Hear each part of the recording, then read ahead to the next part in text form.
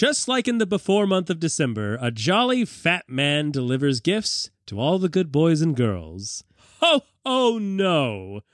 There exists another man, the Hollywood man, who delivers cheap productions for quick returns. And that's why January is known as Hollywood's toilet. So why don't you spend way too much money for a ticket to a movie no one wants to see? Hey, Jono, I'm sorry. I don't mean to break what we're doing, but, we did actually do that. I know. That's why us and other fellow film critics are known as Hollywood's bathroom attendants. I don't know, Jono. It's almost there. Oh, what, you think we should probably pump in a fart sound or something?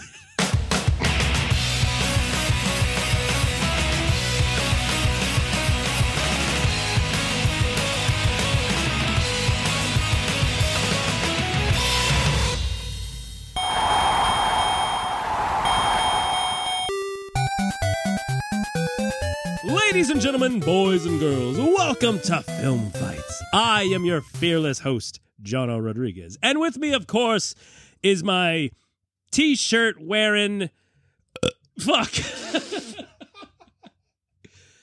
Conrad Hartman. Hey, how's it going? That burp was basically like an abbreviation of all the yes. the superlatives you would have given me or whatever. I'm saving everyone the time from hitting that, skip 15 seconds a bunch of times. Yeah, I know. I hate intros, guys. I mean, not our intros. Our intros are awesome. It's other people's intros. I mostly just skip through advertisements from, I don't want to say them in case they want to sponsor our show, but... Oh, yeah, sure. Just all ads. Don't skip through the ads if we monetize this show, please. Please listen to them. No, yes, please listen to... Do not... In fact, is there a skip function? I think that they disabled it. Hey, Conrad, so what's going on with the show? Here on Film Fights, we like to pick two movies, watch them, and pit them against one another in a brutal grudge match with one coming out on top to reign supreme. And folks, it's January. January is a grab bag of hacky sacks. And some of them are filled with little beans to play around with your friends. And some of them are just empty little floppy cloth cushions. Well, they were made by Sacky Hacks, I think. That's right. Oh. So this week, we are basking in the glory that is the cinematic releases of January in the United States. And let me tell you something. Mixed bag. Yeah, definitely mixed bag. For those who are not privy, I feel like, any movie totin' hero, especially some of you folks in Australia and Germany, I know you're listening. I see the reports. Bam, we got you. Hands up! Now you have to listen forever. Yeah. Put your hands up because you're celebrating how much you enjoy the show. Thank you so much, and thanks for listening. Yeah, for those who are not aware. What Hollywood likes to do is they like to make all their money that they can make in the summer, and then they do that hard push for Oscar bait movies at the end of the year. And then January comes around, and it's like, oh, geez, people don't have money to spend on movies, and they don't care. So it's a dumping ground for cheap movies to try to just generate revenue for the old machine. That's right. I thought it'd be fun to do, hey, let's do a, January trash movie versus. Mm-hmm. And for the longest time, I was getting worried because I was like, I'm not really seeing anything that's worth pitting against each other. But then I saw it. I was at a movie theater, and there just so happened to be these two movie posters right next to each other. If you follow us on Instagram at Film Fights Podcast, we posted it, and we just put a little versus thing. It was just like, oh my God, it's Kismet. We just got to do these two movies. These both look like bonkers, stupid movies. I actually saw the same thing, but first I saw a hot dog on the floor. And I was like, okay, look, yes, the hot dog's on the floor, but no one's picked it up and thrown it in the trash. Why? They must know something I don't.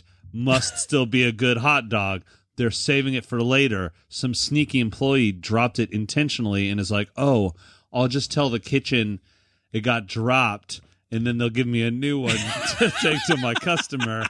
And then I will, once the lights are off and the doors are locked, I will collect this sloppy dog for my own home consumption.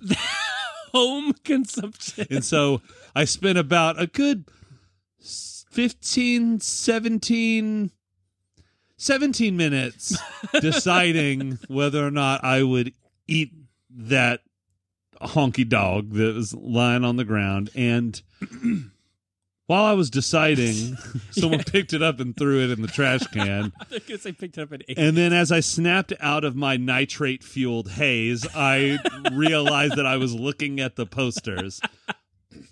So our two movies that we picked, Plane versus The Devil Conspiracy.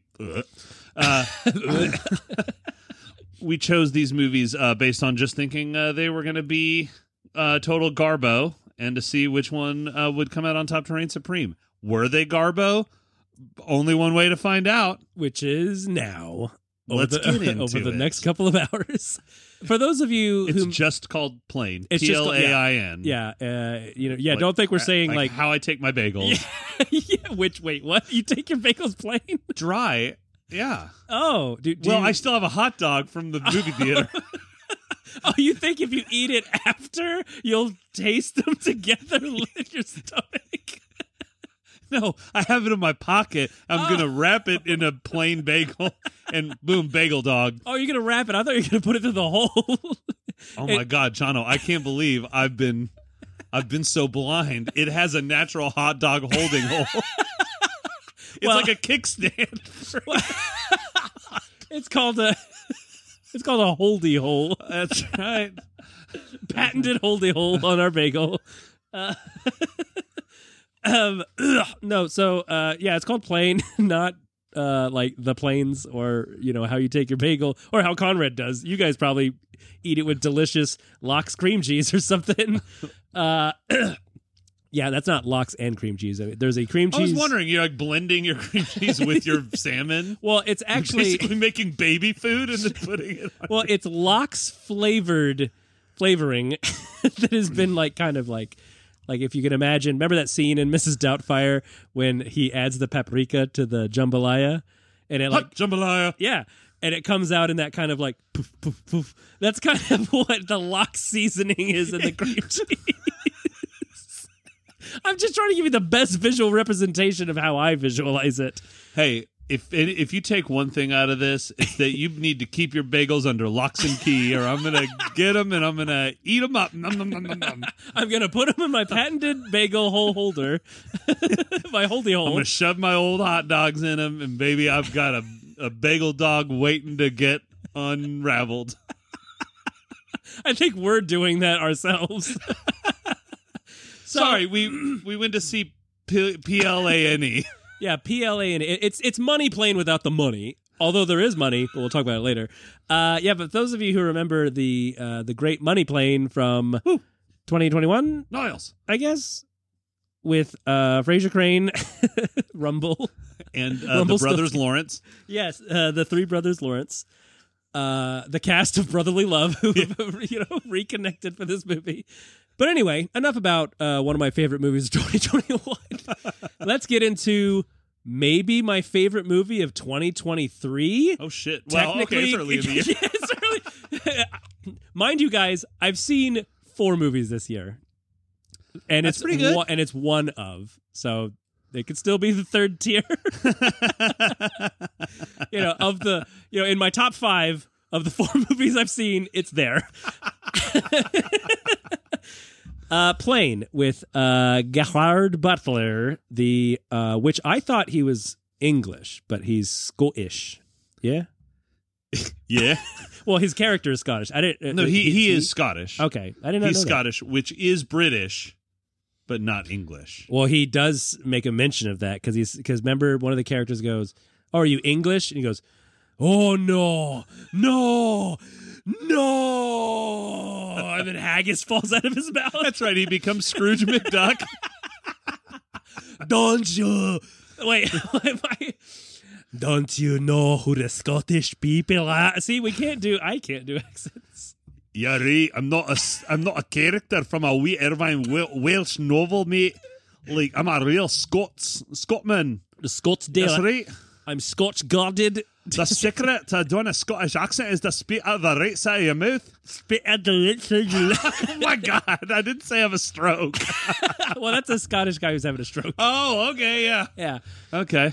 I have a deep, abiding love for Scotland and Scottish people. I went there many years ago, and I super fell in love with it. So whether it's right or not, guess what, America? I don't care who knows it.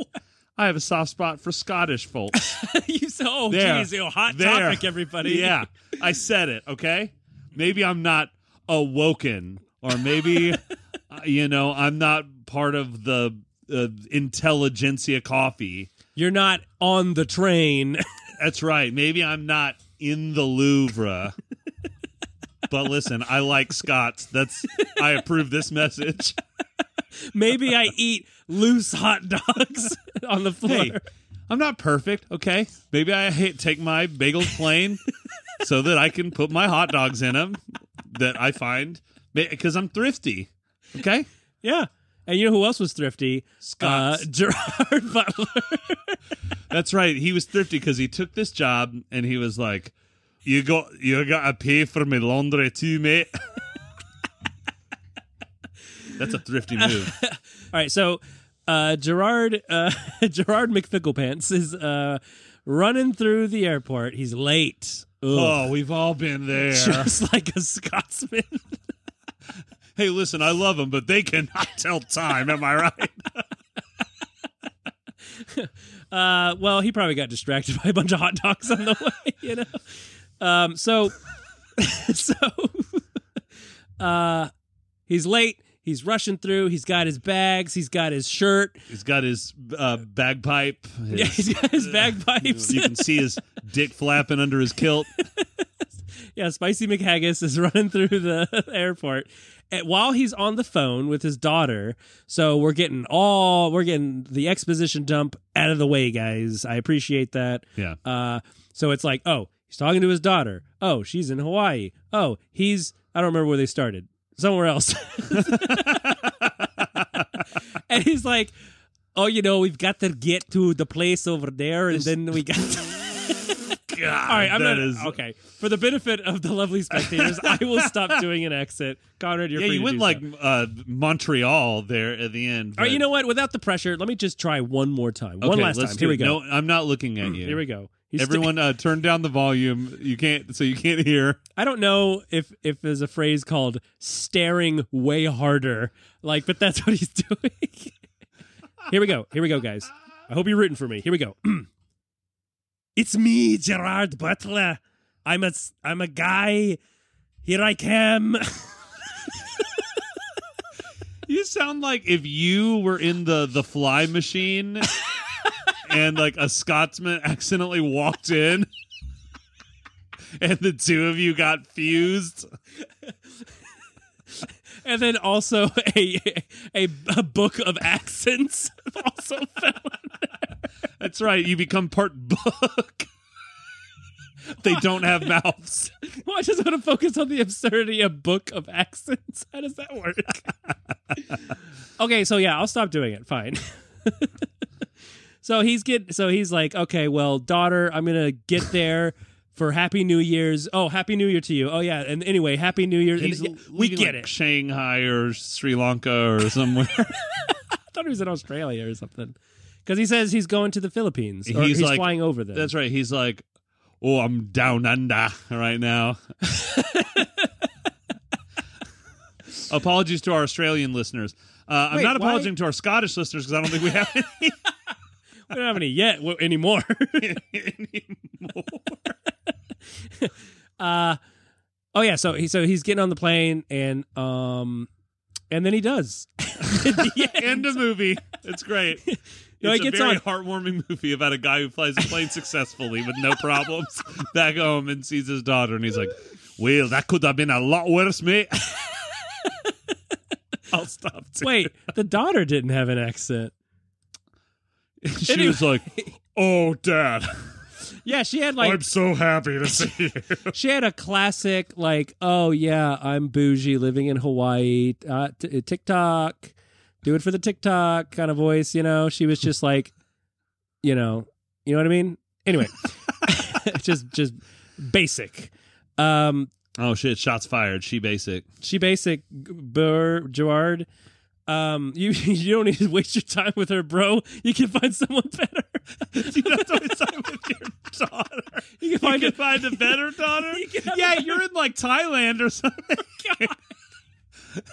So he gets on the plane. Headed toward his butter daughter. And he meets Junior. I'm going to call him Junior because he seemed like he's the co-pilot. Oh yeah, because he's like, hey, I'm like 22 years old or something. Yeah, he was wearing a backwards cap and Jinkos because this took place in 1992. Why? And he goes, "Hey, yo, what's up, man? Have you watched MTV Raps?" You look like a guy who watches MTV Raps. You remember when Matt Johnson was like, I don't know what's happening. No, here's the thing. They get on the plane and they're like, oh yeah, there's like, they're like, the passenger index of this plane is going to look like the audience of the Devil Conspiracy.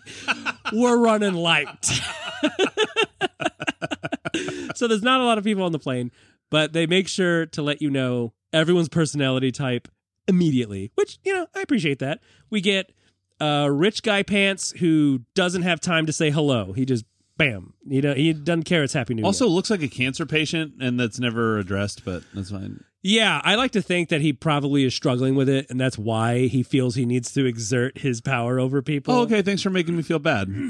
Hey, he's still an asshole, okay? There are asshole cancers. Guess what? Not everyone who gets cancer is a good person. That's just... They're mostly good, but every now and then you get a little Matt Pants over here. I'm going to go 50-50. What is this, millionaire? Hey, get the phone a friend real quick. Oh, no, my only friend is sitting in front of me. Well, my phone's not ringing, so you must not need me. So everybody gets on, and then you have... I'm calling them Amsterdam sisters because they were both young, look like they might do drugs. Hostile bait. Yeah, there you go. Oh, yes. That's fuck what I just said. That is way better. Wait, I mean, it's not.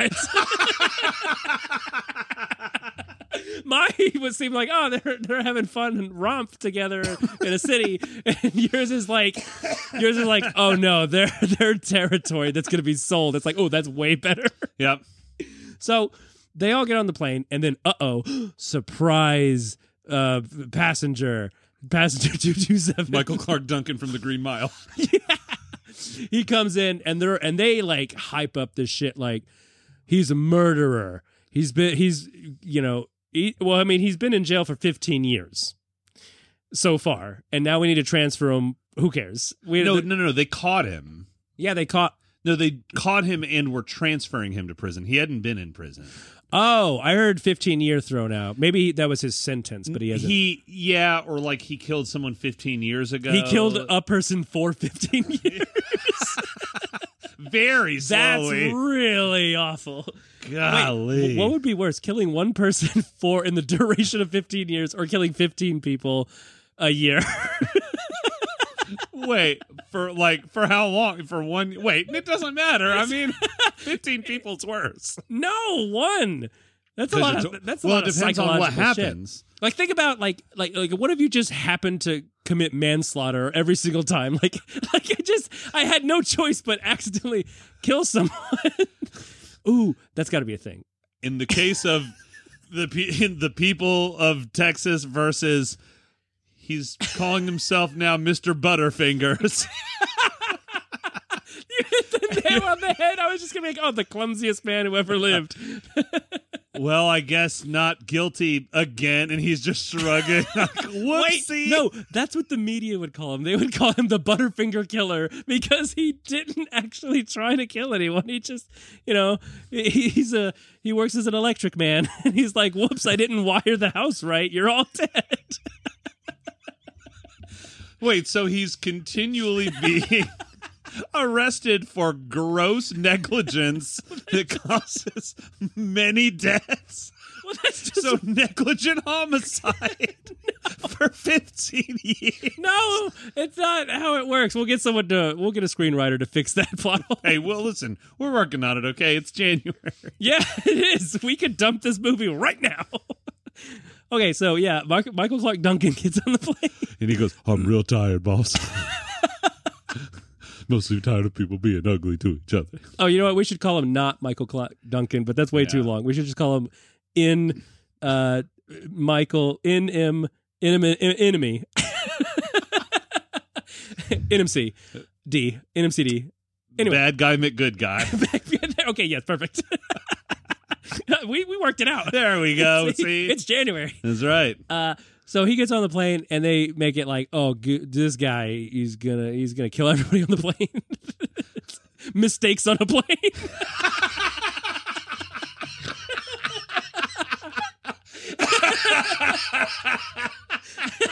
Oh my God.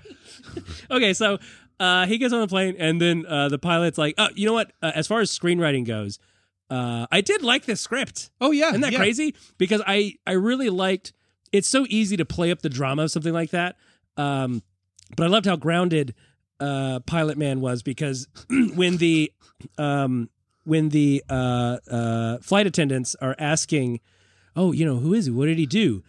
He plays it super cool, and he just like basically says, you know what, the less we know, the better, and just make sure you keep everybody away from him. Yeah. It's like, oh, dude, yes, because a silly, dumb movie of this caliber would be like, we've got a murderer in the midst. You ladies stay careful and let me take care of everything because I'm a man. and then he like undoes the top button for no reason because he's like, it's real hot in here. Yeah. He got to show his big muscles. No, but yeah, he was super professional, as I would imagine a pilot to be. And he didn't tell the flight attendants. He's like, you saw our special guest in the back. And they're like, yeah, what did he do? And thinking fast, he goes, okay, well, don't look directly at him, but that is actually Carl Winslow from Family Matters. And we are honored to be transporting him today. But he's a little eccentric. He doesn't like people looking at him or talking about, like, I think he's a lot younger and better looking. I said don't look at him. He doesn't like that. I don't think that's him. He's like, just listen. He just said, did I do that? That's... I don't think that's right. Now, this is a serious question on this very serious show. Please. Yes, let's derail what we've been doing for serious times. Do they really do that on planes? I've never been on a plane and gone to my seat and they're like, don't sit there. This guy's a criminal. Move up a row. And I've been like, but my seat is... I said move up a row. I'm like, okay. That's never happened. I thought you were going to say... Because like, okay, I look at that and go, well, I mean, that sounds reasonable. What I thought you were going to say is this would never happen, but they wouldn't just surprise a plane with a sudden itinerary. That's like, the thing hey, that bothers me the most. Yeah, you wouldn't just be like, oh, by the way, pilot, there's a terrifying guy. Yeah, there's a murderer, which, I mean, you could argue that, oh, they needed to get... Well, then you get a different plane. Take a private fucking plane. Because... I don't remember where he said they were going, but they certainly weren't going to... I don't remember the flight path, but they said they were making like 2 stops, one in Hong Kong or one in Japan or something like that, and then over here and then to Hawaii. And it's like, you would have taken a different flight. You can't risk layovers when you've got a murderer, not just a criminal, murderer. The title of this movie should have been Layovers Are Murder. I think you're missing the obvious. SLAYovers.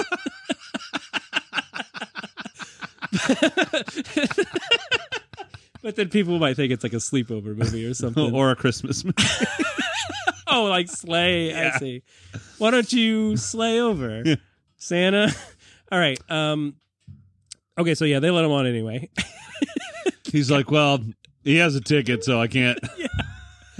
And then they fly, and it starts being all stormy. Oh, well, yeah, the plane inspector was like, no, you have to fly through the bad weather.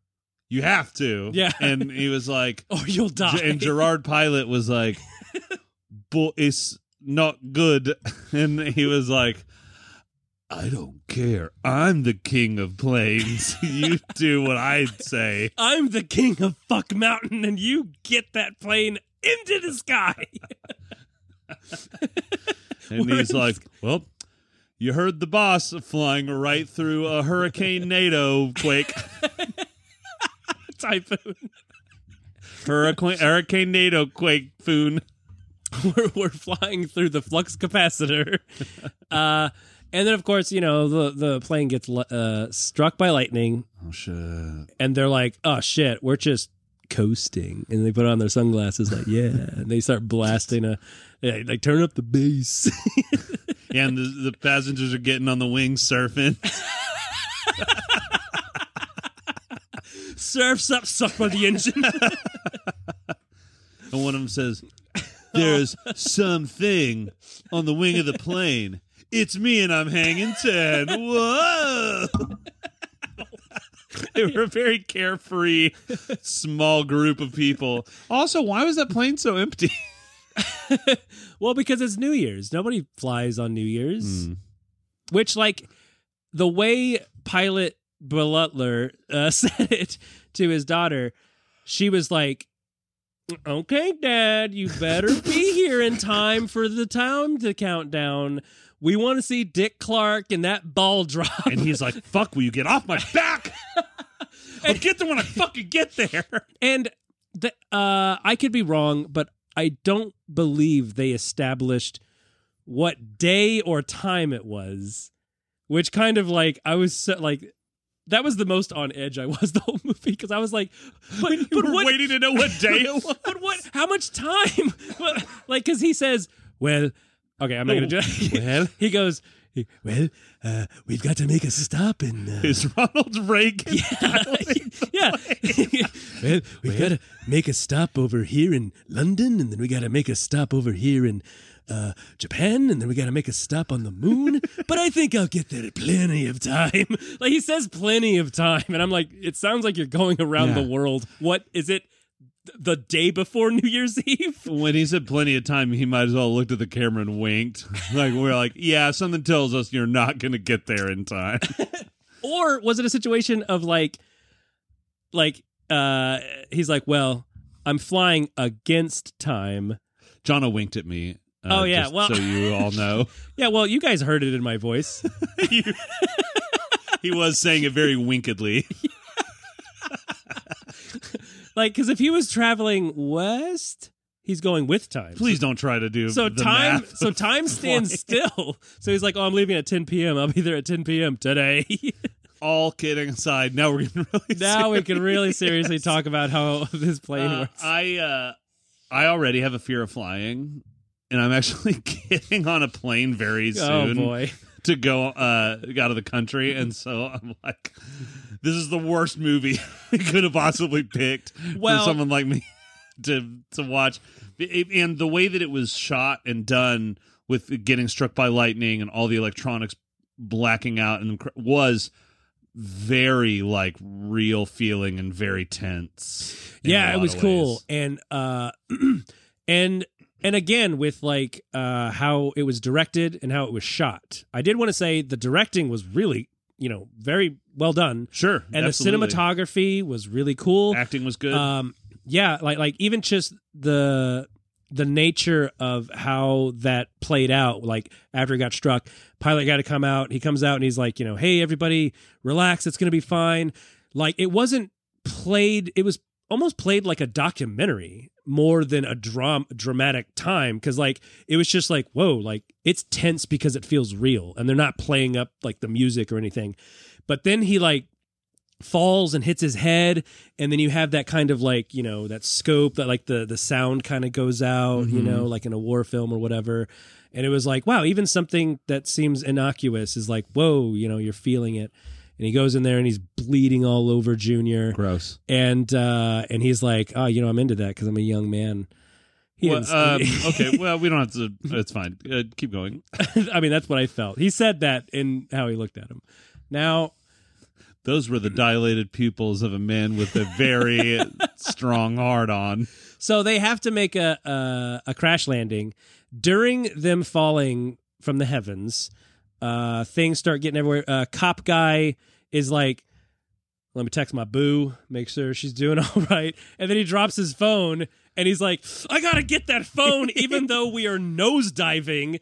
Like, it's not like the phone had the secrets of the FBI or how to escape out of handcuffs, so the prison guy could like, I could see. You're making some dangerous assumptions right so now. So he gets out, and then he falls and breaks his neck, and then a flight attendant also dies as well. Probably breaks her neck. Yep. She breaks her neck because she's trying to get policeman in his seat or whatever, and then it jerks around and she flies up to the top and then smashes her neck on a fucking chair. Like, there are a couple deaths in this movie that were pretty brutal. Yeah, that one was, I was not expecting it. Yeah, either. I wasn't expecting, and there was like the death of the couple when they first land or whatever. That was like, whoa, who runs? Come on, get your shit together, lady. Hey, you mean like away from a scary man with a gun? I thought I was just what is that? I run sometimes. Yeah, you got to stop doing it. It's murder. If you're running, someone with a gun's going to look at you and go, what are you running for? And they shoot you. I'm going to be on the elliptical, and someone's going to come up and be like, what are you running from? And what's funny is that the guy works there, so he should be used to it. You never know what's going to make someone snap. It was just the last time he could see someone on a treadmill without thinking about his sweet, sweet days in a war. In a world war. In a rural war. In a rural Whirlpool war. That's right, when he worked for Whirlpool Appliances. And he was the great battle against Black & Decker. Oh, so he was the Maytag man. That was the third party. They're like Switzerland. Oh, I see. I don't agree. But political as it may be, they landed in uncharted territory or whatever, and they land the plane, which I thought it was going to crash. For some reason, I remember it crashing in the trailer, but I think that was footage from later in the movie when they. It wasn't like crashed. A gentle landing. Well, no, but I thought they were going to crash. Yeah. But he makes a nice landing because he's badass. Okay, because he's Scottish and he's a pilot and he's a daughter. All right, these are the three. He's things. A daughter. No, he has a daughter. Oh, he has. Yeah, he traded her for butter, but it's a daughter. Okay. Now, he gets out and he's like, "Everybody, shut up! I'm gonna take this bad guy and we're gonna go into the trees and we're gonna check it out." Which I always think it's weird when it shows people. Or a person, whatever, and they're walking away, and they're walking towards whatever, and it's open, and then it cuts to them later, and they're in the thick trees, and I'm like, did the path was there not a straight? Because like if you remember later when the car drives out, there's like a dirt road, but they're just in the trees. But they find a place. He tries to make a phone call. There's a really cool mistake, kind of. Yeah. He tries to make a crank call to the plane place. He's like, you know what? I may only have time for one call. I better make it the most hilarious call I've ever made in my life. And so he calls the plane, and she's like, hello, plane company. And he's like, hey, is your plane running? Yeah, she's like, sir, we've been getting prank calls about this plane that's gone down in the middle of nowhere all day. Will you please give us your employee ID badge number? And I love it. He like pats his pockets almost as if she's standing in front of him. Like, oh, geez, you know what? I don't have it. He's patting his T-shirt to see if he has it on his T-shirt. But he can't reach her, and he's like, you daft cunt. And then he tries to make the call again. Because he becomes Begbie from Trainspotting. Exactly. Yep. But he's like, damn it. And so he decides to try again, but instead of calling back the plane or the police or something, He calls his daughter and says, "Hey, I trust you. You're my daughter. So can you just tell everybody what's going on?" She doesn't answer, and then he goes, "Oh no, she's already been switched for the butter daughter." Damn it. That was not a smart move on my part to switch my daughter for a butter substitute. But boy, that taste. I mean, I just can be comforted in the fact that I sprung for the Kerrygold version. It's going to be full of fat, and it's going to be so tasty. And I'm going to make scrambled eggs with her face. It's definitely made mornings worth getting up to. Yeah, and he gets in a cool fight. Yeah, he gets in a cool fight, and I thought it's a one shot fight, and it's well done. Like, you only have one shot in a fight. You only have one shot. You do not give you a chance to blow. It's the opportunity. Yo, rabbit, vomit. Okay, I was clearly making a poor reference to Eminem movie. Oh my God, the M&Ms are making a movie? Mm-hmm. No, they did. I wouldn't be surprised. I just referenced it. It's called the Eminem movie. M&M's 2, the Skittles problem, and they're like fighting against Skittles. Yeah, it's just another heartwarming, money-grabbing excuse to make for Sony Pictures. So it's like the Emoji Movie. Yeah, exactly. So he teams up again with Bad Guy McGood Guy, who is like, "Now I have a gun, ho ho ho," and gives it to him. And again, I love how real Gerard Butler is, because like he kills the guy and he kind of has a moment of shit. I killed a guy, and then now this other man's giving him like an assault rifle, and he's kind of, oh God, yeah. He's not doing that corny Roland Emmerich thing where he gives him the gun and he goes, "It's time to go to work." And oh God, I hate that shit. And then the bad guy, McGood guy's like, "Who are you talking to?" I was trying to impress you, my new best friend. So they go and they try to find the passengers who've been kidnapped by bad guys. Bad guy separatists. Che Guevara. They're like, we're not going to be run by the regular country of this country. We're our own thing. We're our own country. No one messes with us. It's like when someone's like, I don't like you cutting the shots anymore, Johnny Guitar Man. I'm being my own band. I'm the drummer and I'm taking the piccolo player and we're going to start our own thing. Oh, so when Dave Matthews cut out that solo album that no one cared about. No, when Dave Matthews Piccoloist cut a solo album. That's what I'm talking about. That super no one listened to. Yeah. So not even his wife listened to it. She was like, "That's nice, dear." Rockin' the Key of Flute is what it was called. It was not successful. On the cover, he's wearing sunglasses, so I mean, wow. It's cool. Wait a minute, but were the sleeves of his blazer rolled up? And were his arms crossed? And were his sunglasses pulled down to the bridge of his nose? Well, these fine details, because as you know, I have it framed on my wall. Because it's certified mold. It sold zeros of records. Mine was in a free giveaway for Columbia House. Now listen. So there they are, rescuing kids from people from separate. Yeah, they rescue them. They put them on a bus, and they're like, "Let's go. I'm gonna go surrender myself, so you guys can go." Oh, right. And then the strike team gets there. Oh, the strike team, they're really cool. They're all professional and badass, and they shoot everybody. Unlike Violent Night, they actually are good guys. Yes. It's not a trick. And not even they're good, they're professionally good. Like, they're fucking badass. Like they brought comment cards to leave behind. Like if you said... we do parties, we do bar mitzvahs in case there's somebody you need me to murder. There, maybe you want to make it look like your daughter died accidentally, get a better daughter discount. Yeah, we work with them too. Was your extraction unsatisfactory, satisfactory, or exemplary? So the point is, if they came out and said, "Oh, this movie was successful," these guys are getting a spin-off movie, I will watch the shit Totally. out of it. So they go and they kill all the bad guys, and they're like, "Hey, let's get on this plane." And pilot Butler is Gerard Servant.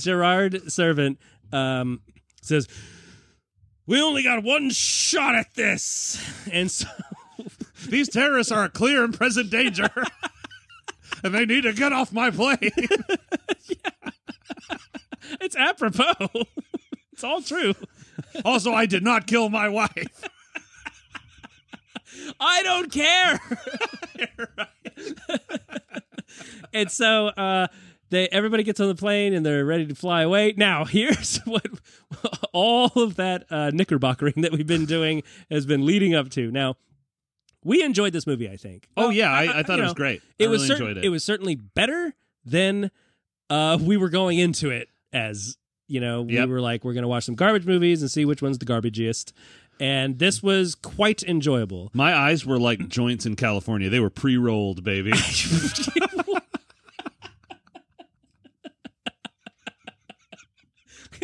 My eyes were like 7-Eleven. They were just open. That's good. Watching the movie. That's the only way. Anyway, now here's the thing. But here's the thing that like shoots this movie into the what sphere is bad guy McGood guy, bad guy McMurder man. He is like, I'm out of ammo. And the guy's like, we got a whole trunk full of them in the bag there. And so he opens one of the bags. Oh my God, there's like $1 million in here. Why is there $1 million in there? Now, when I first saw the money, I thought, oh shit, there's going to be a twist. I think Strike Team is actually bad guys and they're leaving money for the other bad guys because they're like, I don't know, some kind of thing. Some kind of like there, and there's going to be like a political thing, like we have to pay them off so that they can't bully the country of Philippines or whatever. I don't know, whatever that shit is. But no, it's just money.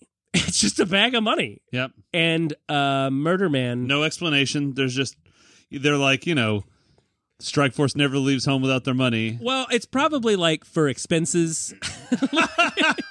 Like, they might need to go to the Kmart or pay a toll. You know what? You actually might be right. And if this were the case, it should have been addressed in the movie. And so I'm wondering if maybe there was like dialogue that got cut. Maybe it was there in case they had to pay a ransom for that's a good point. Hostages or something like that. That's a good point. And, I wouldn't put it past these guys because, like I said, I was so impressed. They're super professional and they came super prepared. Yeah. So, yeah, they probably got a bag full of money. They probably got a bag full of, like, passports and all kinds of shit, right? Yeah. Flash drives. Anyway, anything you need. Oh, those little fluffy things that you put on your feet to protect your feet. Shoes?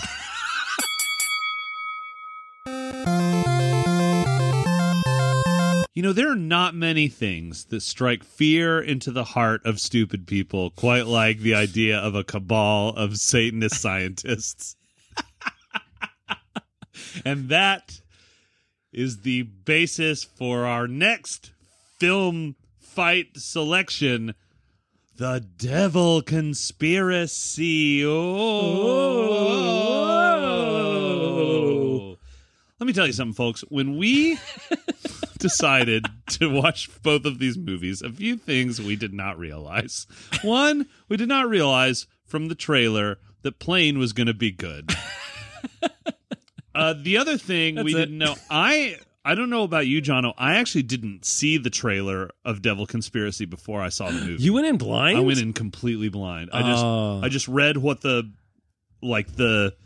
premise was. And that's it. And went in completely blind.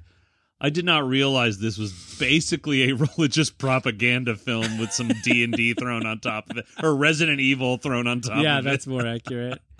Well, I'll tell you, you didn't need to see the trailer because although Plane, does reveal too much in its trailer, it kind of like, you get all over the place. But in this, the trailer is just if you took the movie, chopped it up, and then condensed it to, because like the trailer is beginning to end just like in the movie. It's so funny. Like it doesn't even jump around. Like sometimes trailers will jump around so to keep you fresh, but no, it's in order. So I actually did watch the trailer after the movie because I was showing it to someone. Yeah.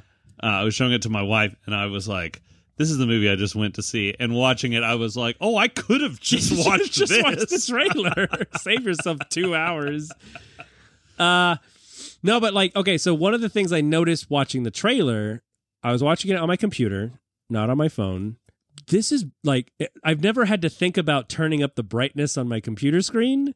And so I was like, I was like tilting the monitor and kind of looking. I was like, why does this look so fucking dark?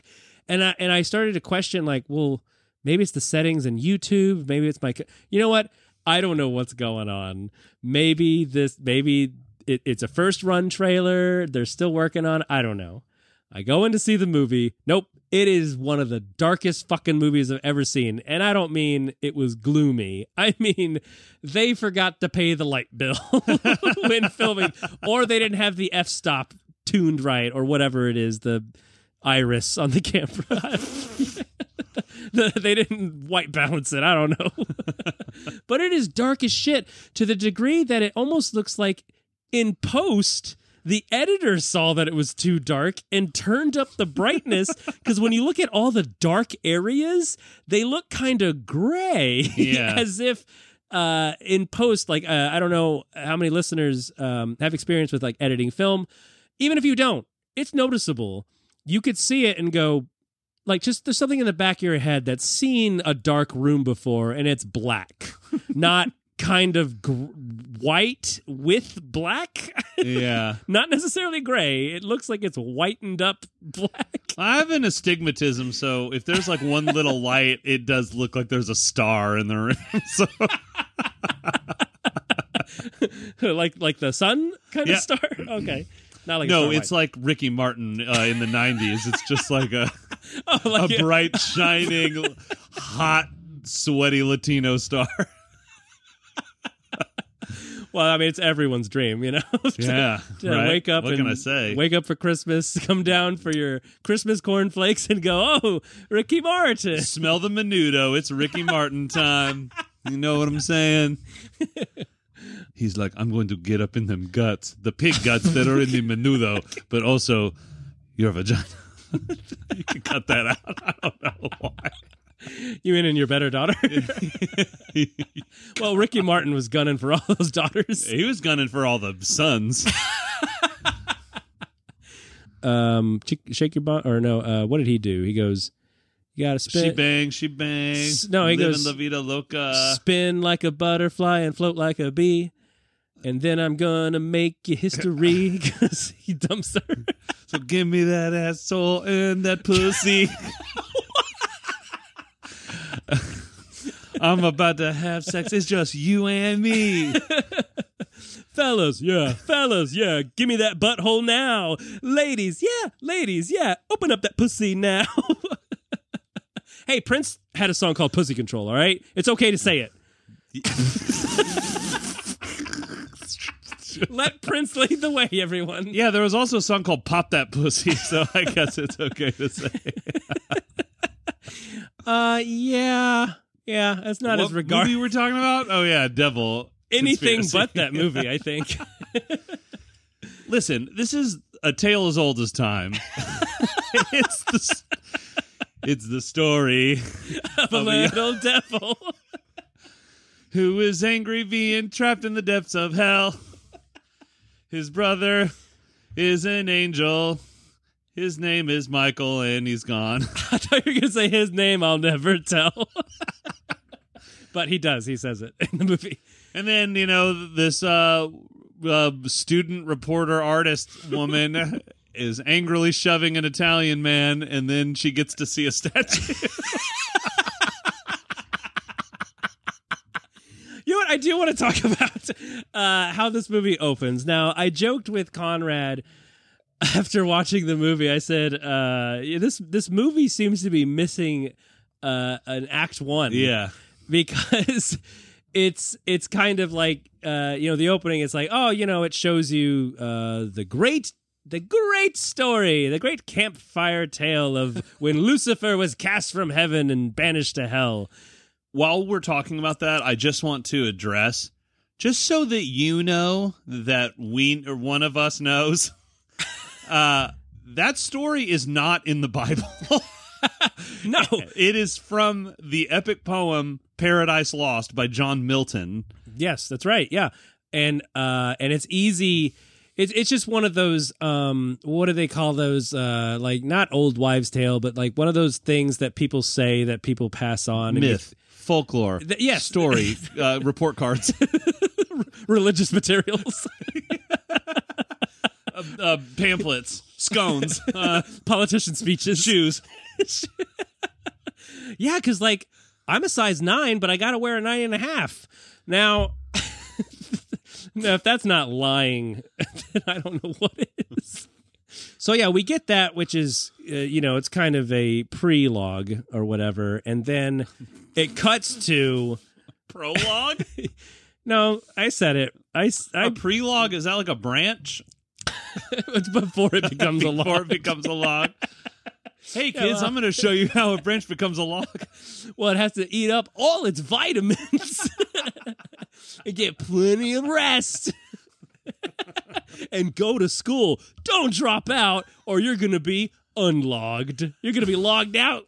So don't just be a bump on the log, be the whole log. Don't be a stump. Get your lumps. Why does everything have to rhyme? I think it's easier to sell. Like when they say, give a hoot, read a book. Doesn't rhyme. That's why no one reads. Give a hoot, eat a boot.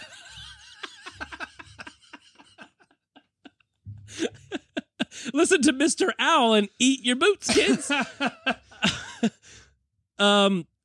Lady Pants, Lady McNally is hitting, or no, she's badgering a professor. Like this is our introduction to this character, yep. which I don't think we even get her name until the next scene. I don't remember her name at all. I still, I don't. Her name is Heather. Yep. Her name is Heather McLost a Child. Her name is My Family Was Murdered and Now I'm in Italy. And she's badgering this professor. She's like, give me an interview. Give me give me the scoop. Oh, I'll give you a scoop, all right. Talks like Dracula.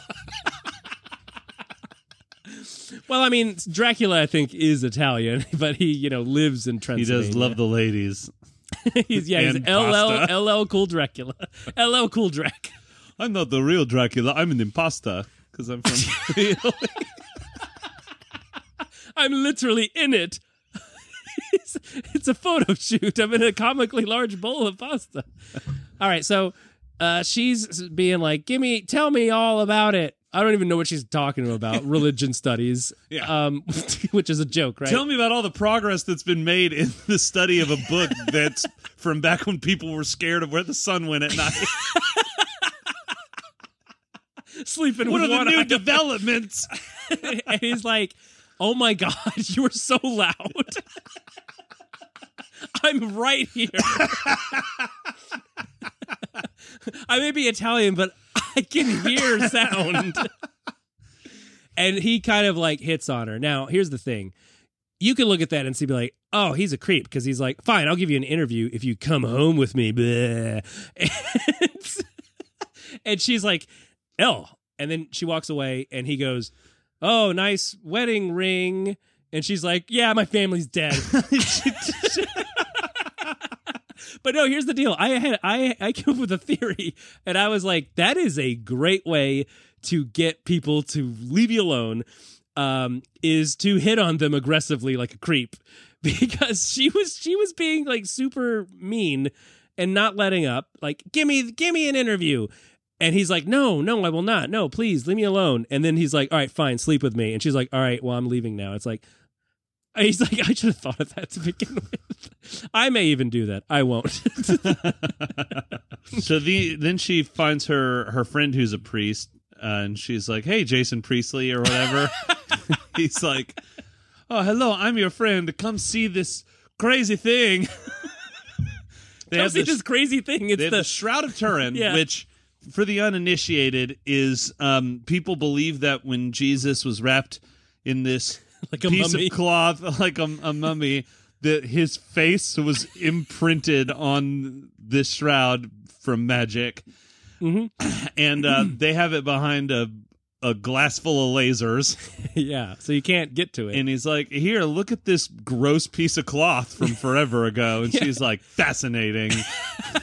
And he's like, "Now, here, time to show you the statue of Michael defeating Lucifer," which, here's the thing. I'm not trying to get hung up on what's in Scripture and what's not and whatever. It's not even I don't care. It's all made up. But the point is that they address it in the beginning when they're talking about Lucifer being trapped in hell by Michael's sword and Michael talking to Lucifer and they're brothers, and Lucifer's like, "But you're my brother." And they say, he says like, "As the scriptures say," the narrator. And I'm like, what scripture is that? Like, what's funny is that, I'm sorry to interrupt, but what's funny is that the way you're recounting the story sounds like you're making it up on the spot, which I imagine that's how they like wrote the script. oh yeah, if any of you are thinking this is just a silly bit that I'm making up, We don't do bits on the show.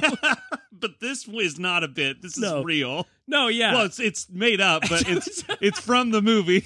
It's real as in it was real in the movie. Right. But yeah, she's in this comically spooky and empty hall filled with 1,000 similar sculptures and statues. Bunch of monsters. And then she's just like, you know what?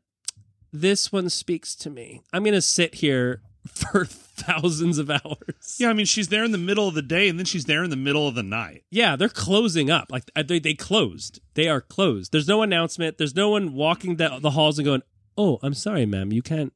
You cannot be here. You cannot be here." Jason Priestley's like, "It's fine. She's my friend." She's my friend. Give her a hot pizza. I'll give her a hot pizza something. He finds some old lady still in the museum. "Oh, we are closed. Let's go." Just throws her out. You need to get out of here, old bag. We have a special door for ladies like you. It's called Through the Window.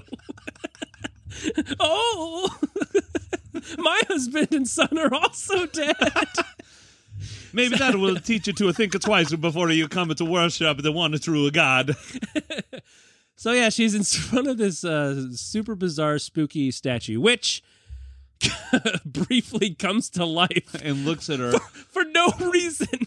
This goes against the entire premise of the movie that Lucifer is trapped in hell. Yeah, and it goes nowhere. Is that setting up an exciting scene later when all the statues come to life, like in Resident Evil 4?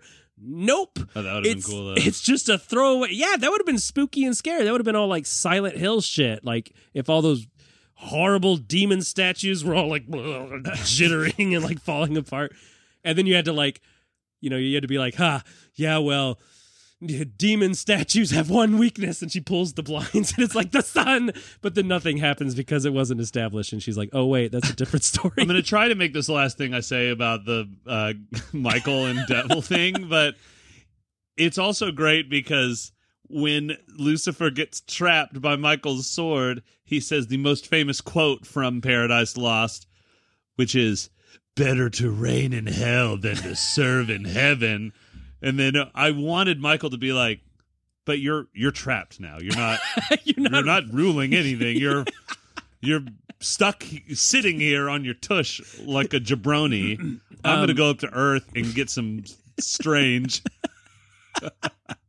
Well, you know what? I think Lucifer is like a dog, right? You know how when a dog is like tied to a leash and he's just like, "Yeah, that's right. This is my house. Everyone, you keep walking, Shih Tzu. This is my house." It's like, it's not your house, little dog. It's mine. And you are leashed. You are tied to the tree. And frankly, I'm thinking about getting a butter dog anyway. Can't find a butter dog. All right, so There is no exciting scene of moving jittering statues. And but we have an exciting scene of an old lady who pops out of nowhere, and I guess just is there. Oh wait, nah, I guess they set it up earlier when, oh my god, in the laziest way possible, she mingles with a tour group and then breaks away and goes into a door. See, I missed that. Yeah. Oh yeah, blink and you'll miss it because it kind of zooms out and shows that in the room where guys who are guards are looking at screens. What is that? The room where the guards are looking at TV screens that are showing what the cameras are showing. The security TV room, the security monitor room. Yes, I don't know why. Okay, so they're in the security room, and it shows the security man, like he's like watching the screen or whatever, and then like a fellow security guy is like, "Hey, here's your spaghetti" or whatever, and he looks down for literally 1 second. And then that just happens to be the moment when she goes into the door, and I guess she just hides in the stall of the bathroom or something all night, all day. Oh, that's right. She chops off the head of a guy who like is running the place, and you need his blood or face to open up the Shroud of Turin. Oh, right, yeah. Which is like, okay, I guess they have that security for that. He chops his head off, does it. And takes off the lasers, takes her fucking cross sword thing. Yeah, Satanist carrying a cross staff. It's kind of funny. Starts like smashing it up. And then Jason Priestley comes in there and is like, "Hey, stop it." Like, what are you doing? Hey, what are you doing, man? Have you guys seen Shannon Doherty anywhere? The passcode is 902. Anyway, you get it. And then Lady Artist is in the latrines, or no, the confession, and she's looking through the blinds and is like, "Oh man, I don't think she's." I'm in danger.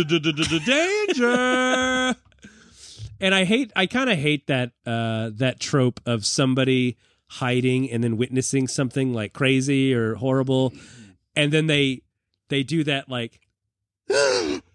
It's like, oh, come on. Like, really, come on. And then they do it, and then Hag Man or Hag Lady does that like quick turn to look, but then she stops looking, and so you and the lady or the audience is like, but then sudden, oh my god, the door flings open, the bad guys are right there the whole time. They drag her out and they go, we're gonna just take you. You look like someone who could hold a Jesus. So they're about to kill her, and she goes, "No, he might choose her." Or is that later? I don't know. This movie is whatever. stupid. It doesn't matter. And they throw her in their devil van, and then Michael possesses Jason Priestley. Michael the angel possesses Jason Priestley somehow, and then he gets up and he's like, "Oh, now it's time to catch them." They have the shroud. He fucking Terminator 2 T-1000 runs after them. But then it suddenly... Have you seen this shroud? Yeah. Have you seen this Jesus? Wait, what is that? This is his picture. Is it? It looks like dirty rags. But yeah, he runs and then he like, sparks, angel sparks fly out of him. It's like Tron. Which it would have been nice to get like, and don't get me, I mean, I'm not dumb, right? I get it. Actually, I kind of don't get it, but I'm assuming it's like, oh, the angel still has the confines of a human body, so there's limitations there, but you're running with a wound to your human heart, so you got to be more powerful than that. And you're running fast enough to catch up to a moving van. Yeah, and later it shows that he's strong enough to break a chain, so I'm just assuming that, well, maybe he's medium. It's been a while. He's been out of service. He's just been up there eating grapes, enjoying sucking heaven. on chicken fingies. Yeah, he's like, you know what? My job is to make sure he's Lucifer's still in hell, and hey, man, he's still there. Jono, listen, if I finish my work for the week on Thursday afternoon, I'm not checking into work on Friday, okay? You best believe I'm having a lunchtime marg. Now bring me my barrel of ranch. Time to dunk. Time for my afternoon dunk. All right. Oh, my God. So, do you think... Yeah, I do. Do you think at, like, trashy parties, instead of it bobbing for apples, they bob for chicken strips in tubs of ranch dressing? I imagine that's what the holiday parties are at, like a Chicken Express headquarters or Cane's or something. That's just gravy. Yeah, cane sauce. Yeah. Oh, yeah, it'd be gravy. It's regional. Yeah. I can't wait to dip my face in that hot gravy. God, at least you're not doing it in Canada. It's probably just mayo. Oh, poutine.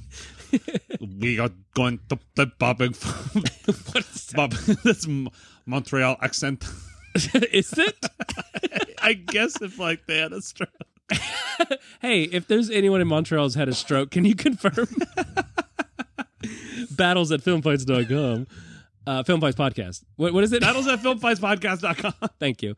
So yeah, they kidnap her, they take her to the place, and then Jason Priestley like goes back to the place and he drinks like a whole thing of water. He's just like, woo. Let me tell you something. I just flew down from heaven and boy, are my wings tired now. Time to slam down some water. I'm dehydrated, from all the ranch. And they're like, what are you talking about? Boy, nothing removes all moisture from your body quite like a barrel of ranch. I know what you're thinking. Ranch is a liquid, right? Yeah, but let me tell you something. It pushes just as much liquid out of you as it puts in you. Let me tell you, contrary to what you might believe, it comes out as a solid. Even as an angel. And they're like, you're an angel? He's like, never mind. Don't worry about it. Yeah, because the guards, he's just like, he's like talking to him and they're giving him all this information. And then he's leaving and they're like, who was that? Yeah. Literally, that's not a joke. They said that in the movie. Yeah, even though they're watching the security cam and it's like, oh my God, we just saw this guy get killed. Wait, hold on. Who are you, Mr. Hole in your chest?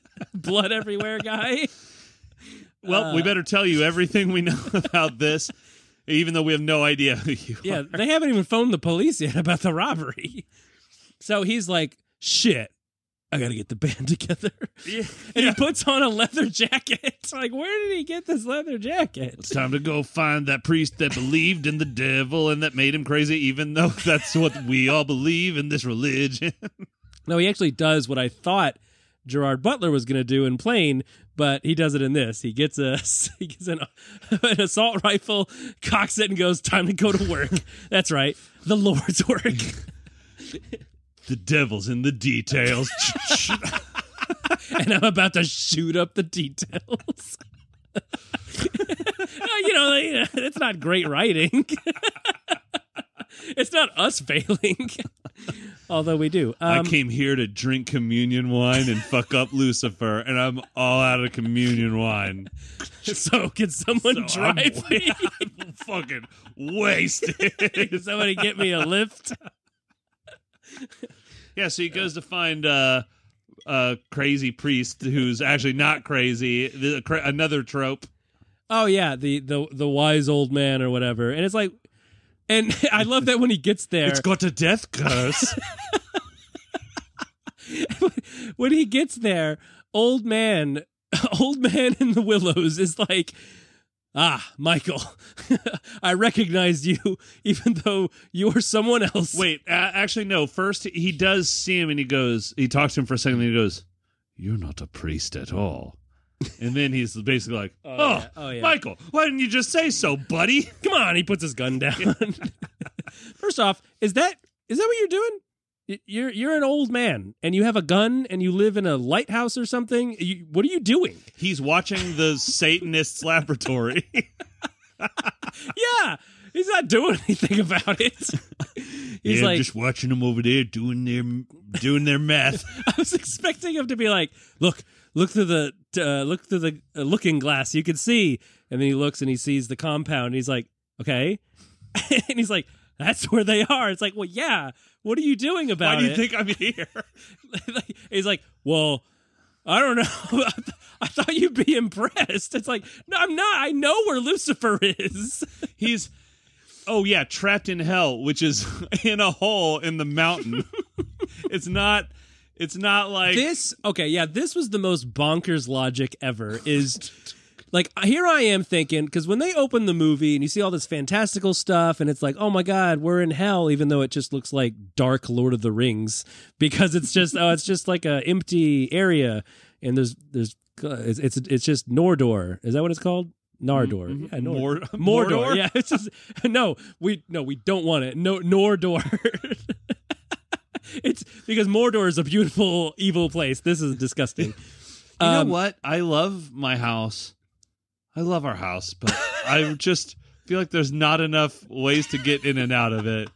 Well, look no further. Just call us up at Mordor. Call us up at Mordors. You need more doors? Call more doors. We're all out of doors. It shows you hell, and so you think, oh, this is a fantastical area, or it's a metaphor, because it's like, oh, it's, even if you wrapped your head around it with like, okay, hell is a place on earth. Ooh, baby, do you know what that's what?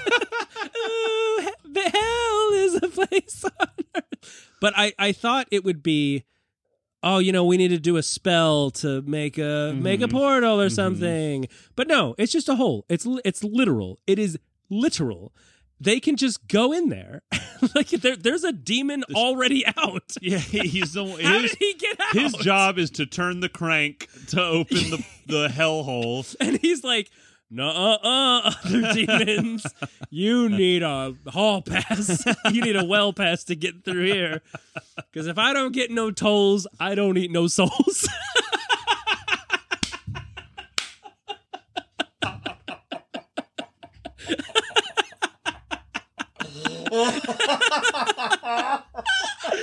Oh God, no! But it's just a hole. You could just go in there. There's an elevator that takes people down. It's a little soul hole. So what's the problem, guys? Why can't you just send a and be like, hey, team? Lucy, come on up, you bonehead. They could have got the extraction team, the strike team from Plane. They would have got Lucifer out in like a second. But instead, what they had to do was, well, you know what? It's pretty simple. All they had to do was steal the shroud. Well, first, steal the Shroud of Turin. First they had to wait until something like the Shroud of Turin to exist to be uncovered. And they had to develop the technology to create sperm from DNA that they took from a 2,000-year-old piece of fabric. Yeah, exactly. That's definitely real. Now, all they got to do is break in to a very heavily guarded museo and steal the Shroud of Turin. They got to take it back to the lab. Yeah. Then all they got to do is extract DNA from it. Simple. Then once they extract that DNA from it, they just got to somehow science that into some sperm. Easy. Then they just got to find the right woman that Lucifer picks by putting them down into a hellhole and seeing which one comes back up not dead. Easy. Then they've got to implant her with Jesus' sperm. Simple. Then they got to watch her bring it to term, and somehow Lucifer's spirit is going to come into the Jesus baby's body and then birth it, and then all you got to do is raise a kid to be the devil Antichrist. It's so easy. And then it's like, are there any questions? And then somebody raises their hand and go, you just said...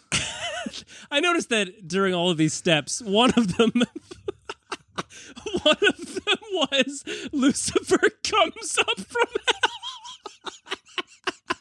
hell and goes inside her. What about we just not pay attention to everything else and just say, hey, Lucifer, it looks like you could just come up here. So why don't you do that? And then, get into the body of like a world leader and then bam, take over. That sounds like a more interesting movie, doesn't it?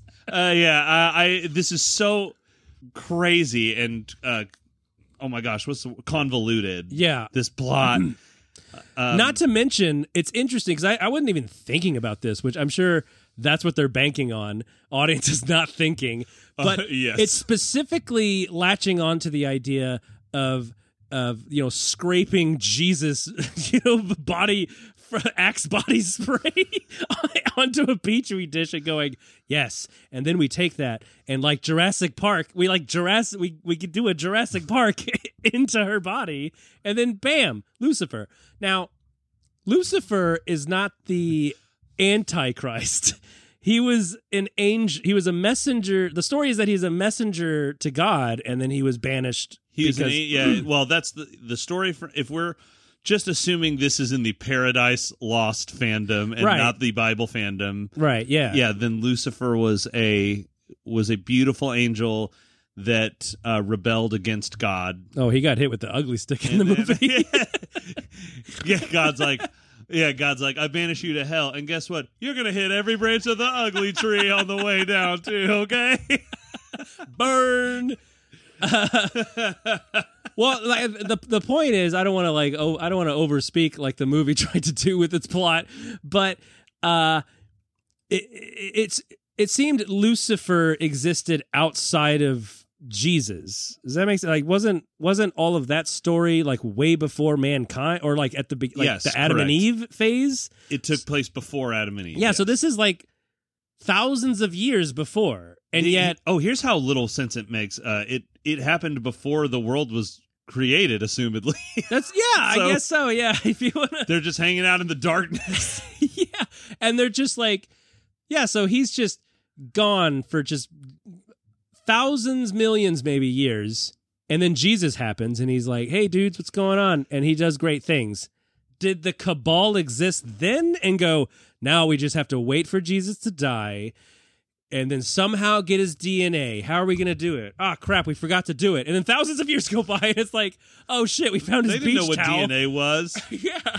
They were actually trying to get him to come in a cup so they could use it. Oh, my God, Jesus' temptations in the desert.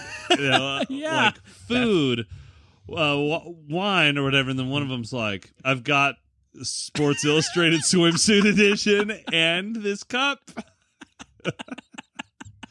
What do you say? They're just shaking the cup at us. What do you say? It's not even pornography. It's Sports Illustrated. It's the swimsuit issue. Yeah. Well, I mean, some people are into that. They're into the softcore. I think Jesus would be into softcore. You know? Yeah. He just read the article. He seems like a good kid. Yeah. Now he's jerking off to like heroic stories about kids overcoming adversity to run the football squad or whatever. Go to football school with Johnny Utah. That's right. We got to give her a name. What do we get? Heather. Okay, Heather lady gets put in the glass prison with these 3 other ladies. Now, here's what's weird about that. One of them has a freak out, as you do, right? And she's like, oh my God. One of the 4 possible mothers of Satan Jesus. Right. And when the doctors come in and say, all right, let's go, they take 3 of them, not the one who freaked out because now she's catatonic, right? She's in the corner or whatever.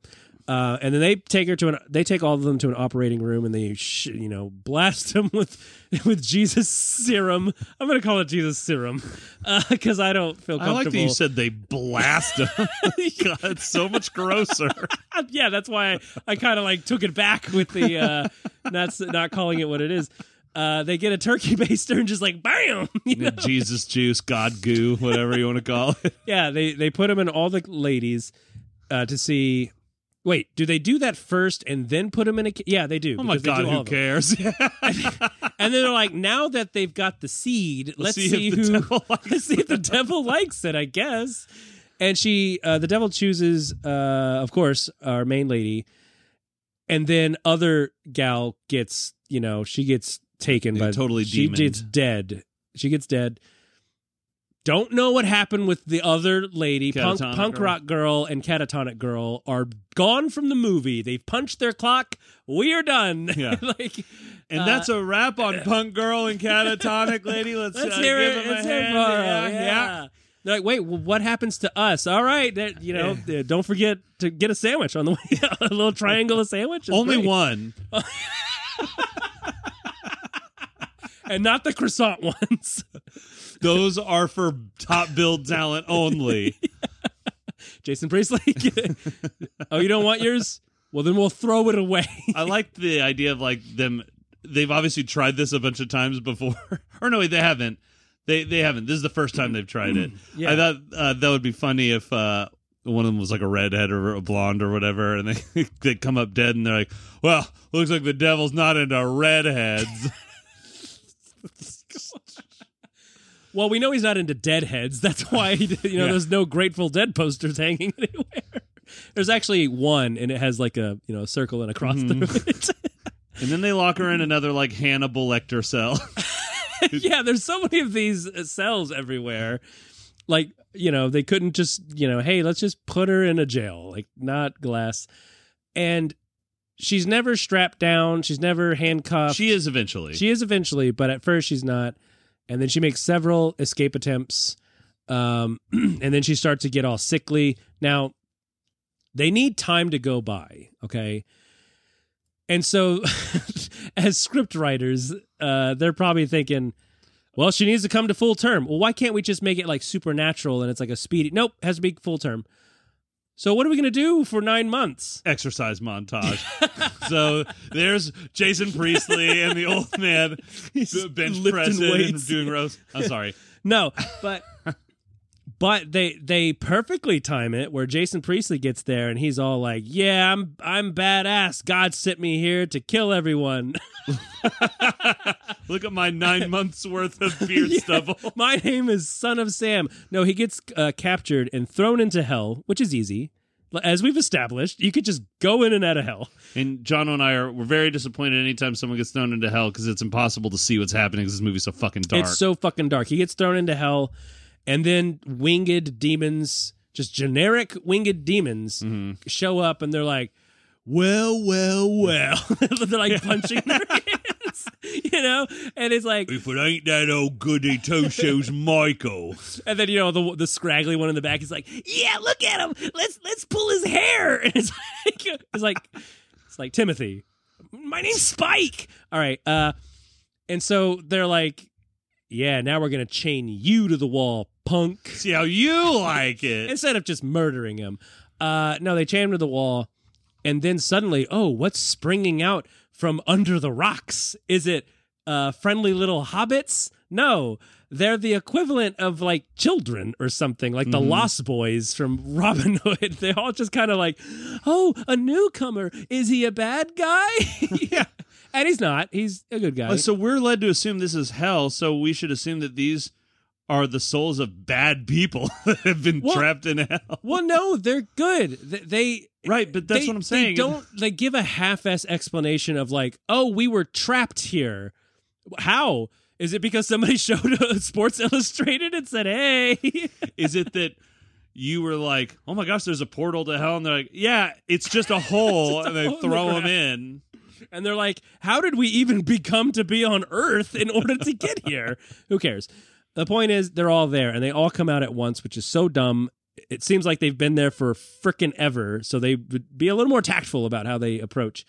We know they have the sword, because they do later. They reveal that they have it. That means they kept it from him for 9 months. He stayed in hell, chained to the rock for 9 goddamn months. It while takes these time idiots, to earn someone's trust. You know what? That's fair. If the movie would have established that... Yeah, he had to sit there and like play jacks with the kids and like basically whatever games involve him not moving from the spot. Yeah, and they're all having a good time, but then that moment where he's like, and then like he drops the ball and he's like, oh no, and then he tries to go and grab it, but the chain, and he's reminded he's chained, and then they're reminded, oh yeah, he's the enemy. Come on, let's get out of here. And then like maybe like the girl gremlin angel or whatever is like she kind of goes with them and then kind of turns over her shoulder and goes and then they go for 9 months just that every day until they're just like, all right, let's give him the sword because he's like, if you give me the sword, I'll take you to heaven or whatever. It's like, well, you could have said that earlier. You buried the lead, Michael. And he gets the sword, he kills the demons, and then he's like, I'll be back for you, and then instant travels back to Earth, which is probably like 20 feet away. And he comes, and he's a badass. I don't remember what happens later. All I know is that there's a massacre. Because she gives birth to to demon baby. Her face looks all demony forever now. My God, somehow. that's right. She had tried to kill the baby by drinking bleach, but it didn't work. Satan turned into a smoke snake that came out of her and talked to her and then went back in her. That was the only possibly interesting thing to happen, is when it comes out of her and is like, snake. The smoke snake is, riding the snake and being a snake and is like, hey, I bet you hate all the people here. I bet you hate that hag lady with the white hair.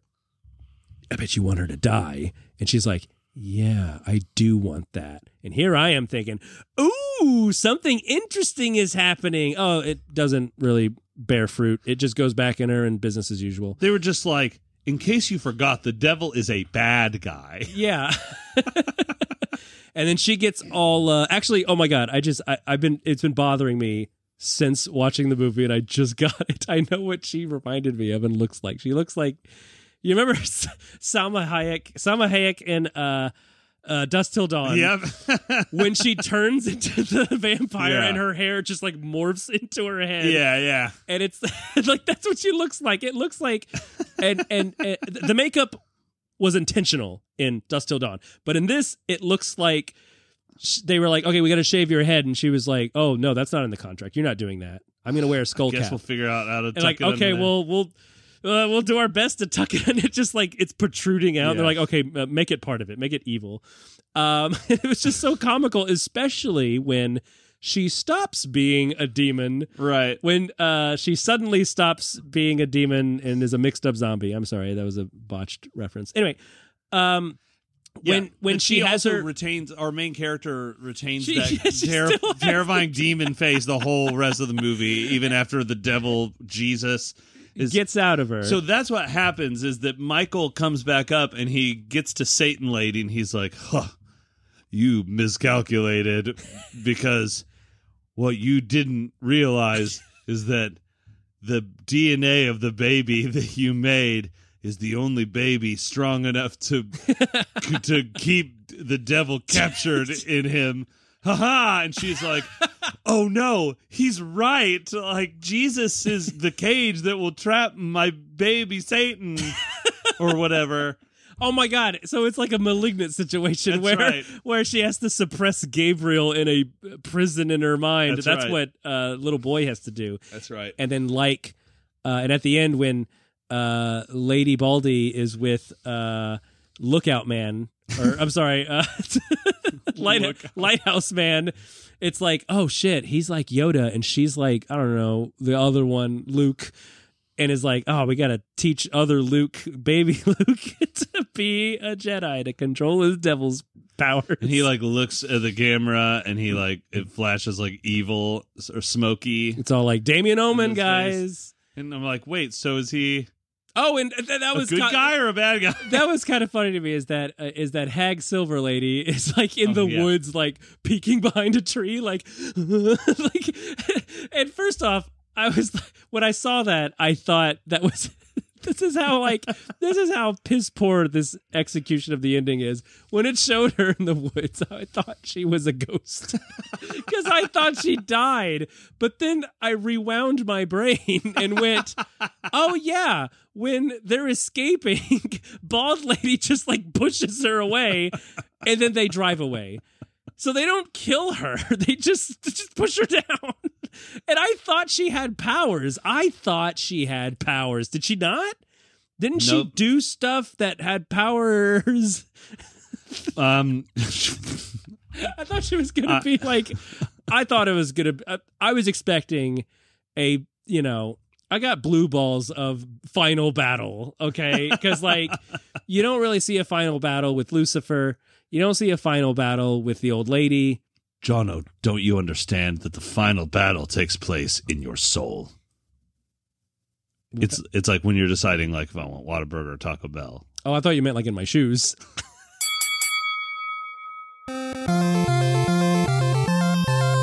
All right, Jono. Well, we saw 2 movies and we conquered 2 movies, and now it's time to pick a winner. So, Plane versus Devil conspiracy. Why is Plane your winner?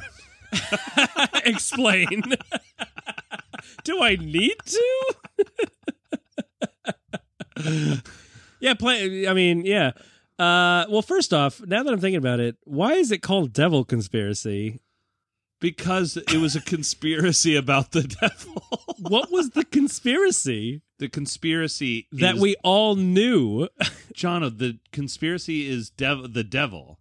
Oh, you know what? It should have been the Jesus sperm conspiracy, which is we could totally scrape off specks of the Christ. You know, also, doesn't conspiracy kind of imply some sort of like manipulating the public or something? Like, this is just a random group of people that committed a heist and then a ritual. Yeah, that's literally it. Maybe the conspiracy is in reference to when she's like, nobody can know, kill all the witnesses.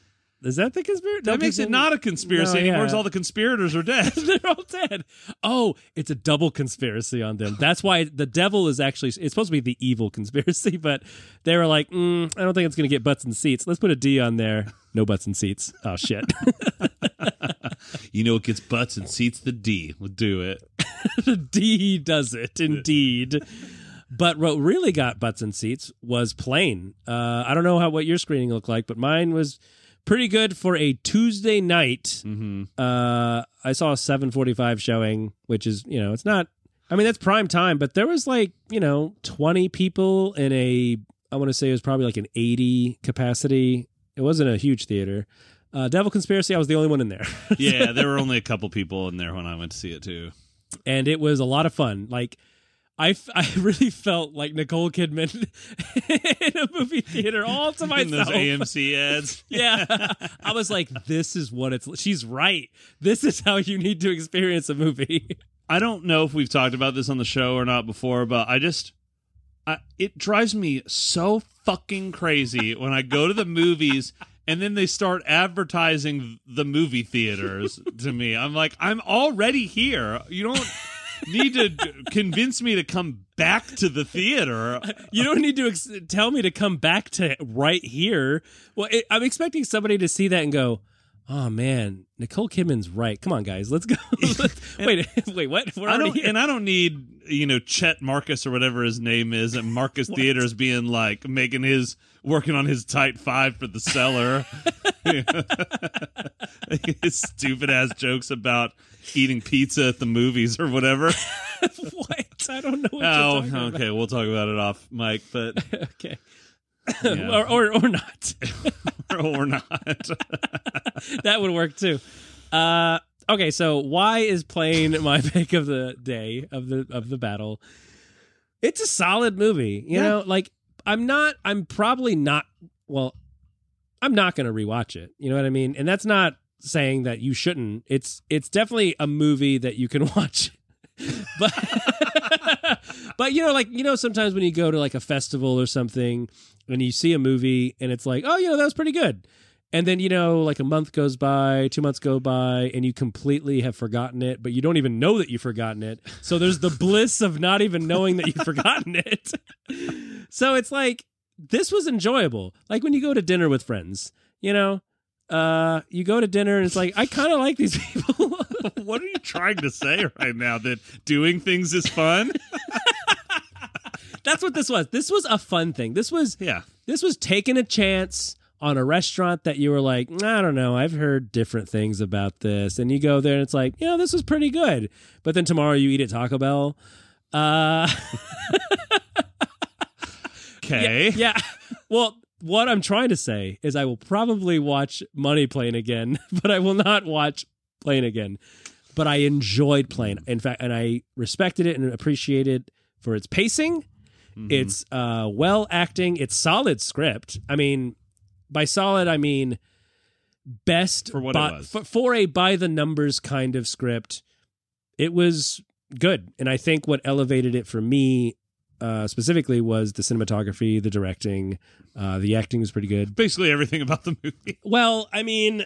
Everything but the craft service. I heard it was not very good. No, yeah. I mean, too much butter.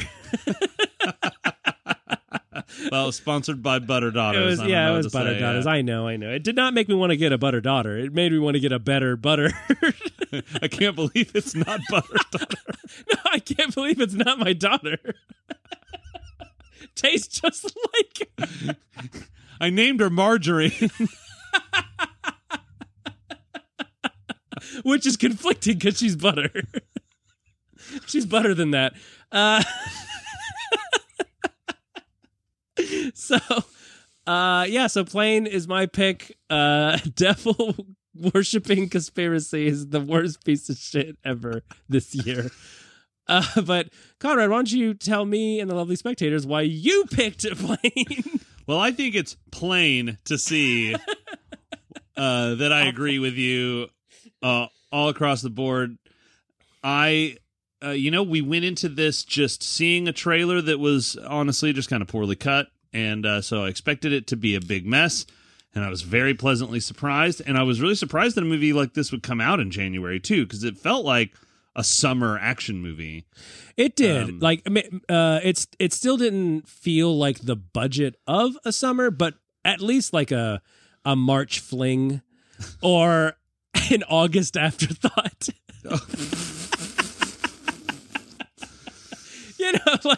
But God, Devil Conspiracy, that was the kind of experience that, you know what, it gave me an experience that is rare to have and find when you see a movie, and it's that it made me angry.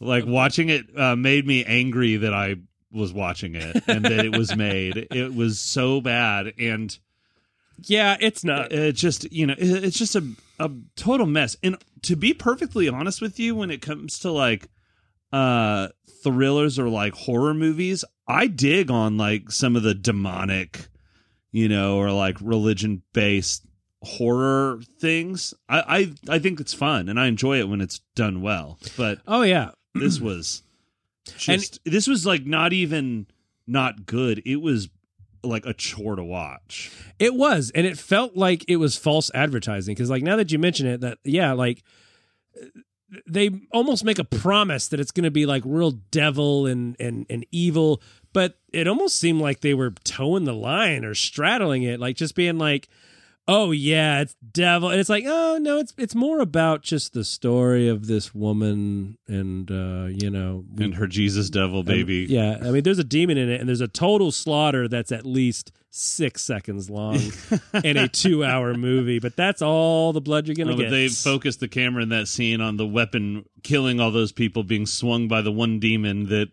got a pass out of hell for some reason. Yeah, he just like... He was like the Samuel L. Jackson character in Django Unchained. He's like the one devil that's a demon that's like friends with the humans, and he gets to live on Earth. But his weapon that he swung, they focused on it, it looked like it was a devil tail. Ooh, get it, shit, guys? That's nothing. It's just a triangle on a chain. And that's like the only time you see him use it. It's not like, oh, here comes the guy with his fucking devil chain. He's gonna fuck some shit up. Here comes the devil tail killer. Like, speaking of Django Unchained, in Inglourious Bastards, you remember Eli Roth's character. He had that the bat. Bear Jew. Yeah, he had the bat. So and it's good, like, you see that bat and you're like, oh shit, something's gonna happen. Yeah, and yet, they focus on this weapon of the demon, but it's kind of like, oh, wait, what is that? Oh, it's so... everyone's dead. All okay. Right. Oh, well... Oh, and now Devil Jesus. And it doesn't come back, because I think when he's fighting Michael, Jason Priestley, I think they're just like fighting with their arms or something, and then the devil runs towards them and he ducks and he flies off the cliff or something. So I think it's pretty pretty straightforward why I choose Plane. It was a watchable movie. Yeah, it was a overkill. Whereas Devil Conspiracy was underkill. Oh, very. There are more deaths in well, I guess technically because of the massacre. But. Not even a carpet bagel dog could have saved Devil Conspiracy.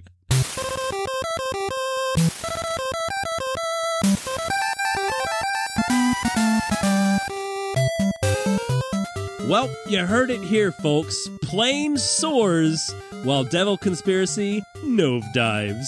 Oh, I thought for sure you were going to say snores. Man, missed opportunity. Wait, what?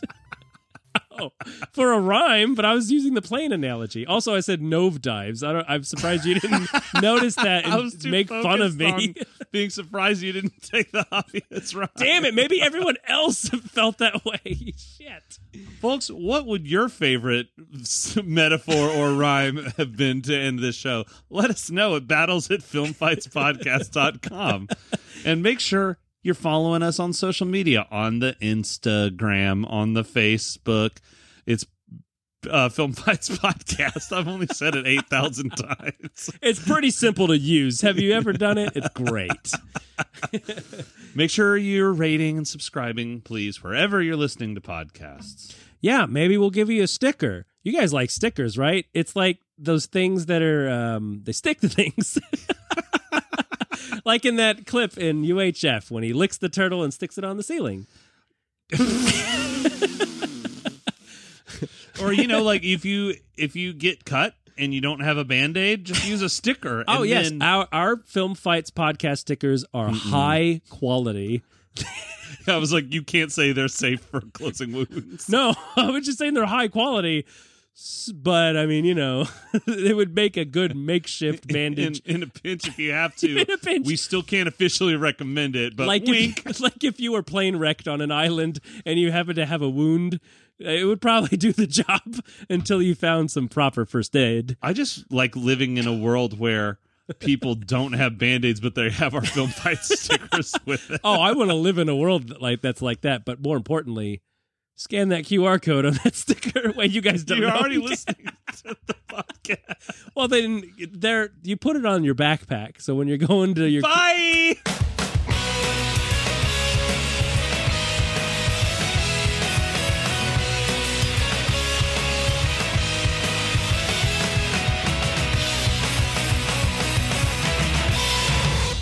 Well, as my grandma once said, farts never fail. Why did she say that? She said a lot of crazy things. I don't know. I don't know, but it was the fart that put her in the grave. It was weird. It was at my baptism.